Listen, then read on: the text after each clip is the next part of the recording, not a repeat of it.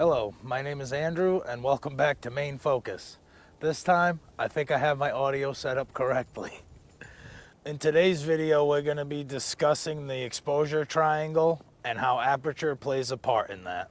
And in the next video, we're going to combine shutter speed and ISO into one, and I think we're going to do that via astrophotography.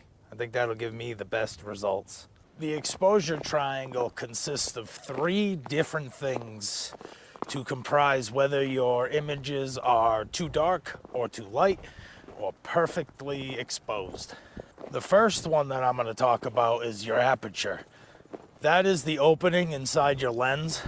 It's known as the f-stop, or some people call it the F number. That will determine the amount of light that your lens lets through to the shutter. Once the light gets through the aperture into your shutter speed will determine how much of that light can get to your sensor based on how long it's open for. The faster the shutter, the less light reaches the sensor. And then there's your sensor, which is controlled by your ISO. That determines how sensitive to light your sensor is.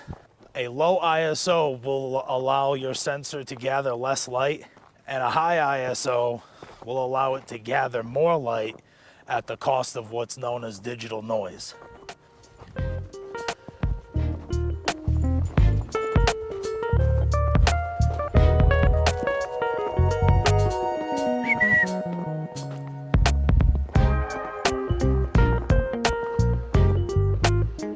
The hardest part about this whole thing is finding stuff to talk about. I don't know what you guys find interesting yet because this channel's new. So I figure I'd just ramble on for a minute. And the more comments I get about what people like to see or what people want to see, it'll be easier to get this channel going. I wish the GoPro camera was on the other side because I'm right-handed. And it'd be so much more convenient to just hold it like this and have that camera be center, but no, I gotta hold it in my left hand and now it's center. We'll just start going point of view mode and I'll strap it on my chest. When I get a better camera, I'm gonna do more point of view modes. My live view on my Canon T7 doesn't focus as fast as the viewfinder, so I try not to use it.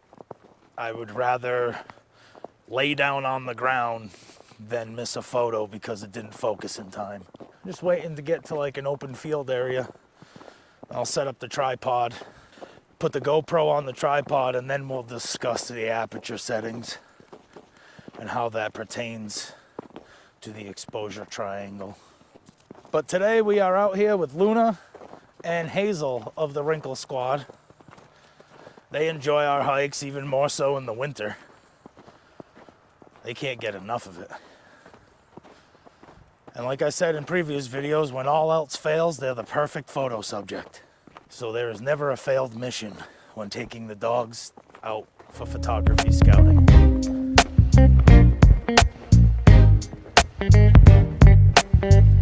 Definitely turned out to be a better day than I thought it would be though.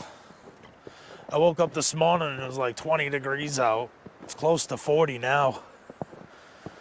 So it's not bad. It's not bad. Not looking forward to the rest of the winter. Usually gets into the negative 30s. Not very consistently, but when you work till 3 o'clock in the morning, negative 30 can be rather detrimental. But I really can't complain because I want to start getting more into astrophotography. And I haven't took any photographs of the winter sky yet, so I got to get on top of that. Other than landscapes and nature, astrophotography has to be the next best form of photography in my eyes. Just crazy seeing all the stuff in space that I was never able to see before without a camera.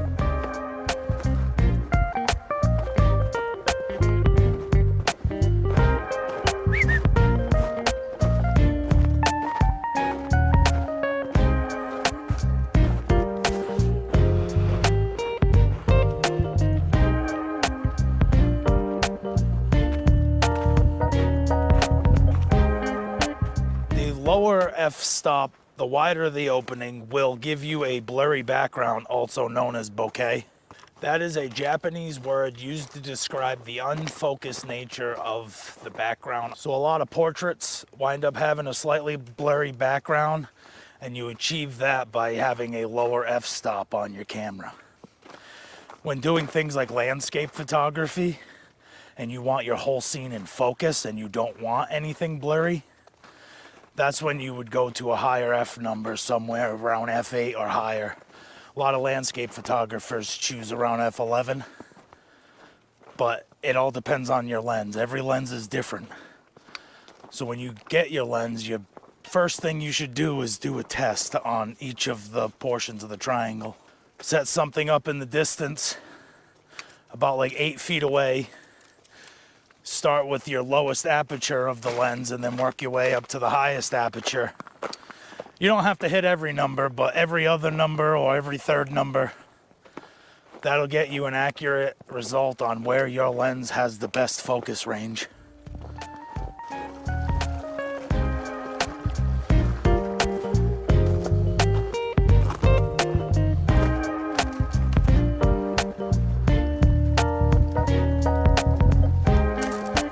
Who would have thought finding a subject to demo Aperture would be harder than it thought.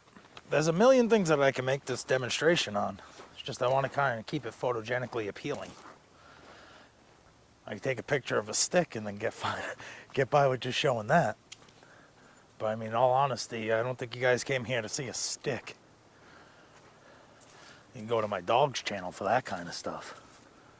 When I'm just roaming around taking pictures of the dogs, I'd have to say Aperture Priority is my favorite.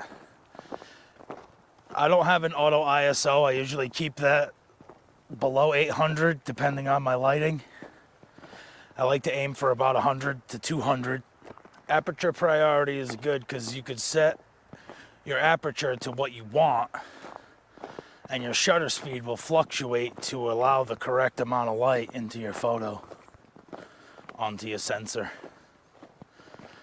If you have auto ISO, that'll move around too and get you the proper exposure. But if you're in a dark setting and that spikes up to 3200, you might get an unusable picture. Something that you weren't ready for.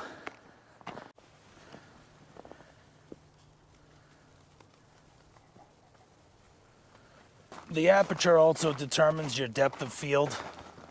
The lower the f-stop, the more shallow the depth of field. And the more narrow the f-stop, the larger the depth of field.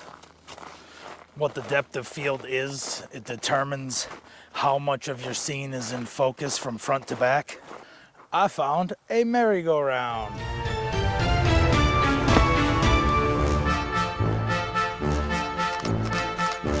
Stay tuned for 1 hour of 4K merry-go-round action.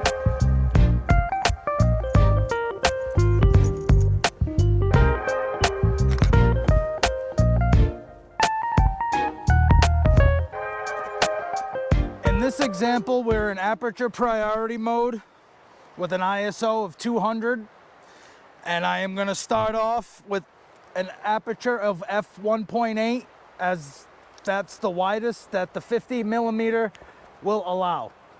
So there's a playground over there. I'm going to try and take a picture of these trees and make the playground out of focus. And as a bonus, Luna will be out of focus because the depth of field will be more for the tree. The foreground will be out of focus, and then the background will be out of focus also. For this next example, I'm going to bring it up to f11 and go for the same picture. In this example, you can see that there's a slight bit of out of focus on the playground, but for the most part, it is significantly better than it was before. The 50 millimeter is really good around the f.8 range. It allows a good amount of light. If you enjoyed this video, please subscribe and hit the notification bell so you can be notified next week when we talk about shutter speed and your ISO. I spent the last year learning photography, but zero how to actually film a vlog. So, with that being said, I'm new! I don't know what to do! But for now, please bear with me.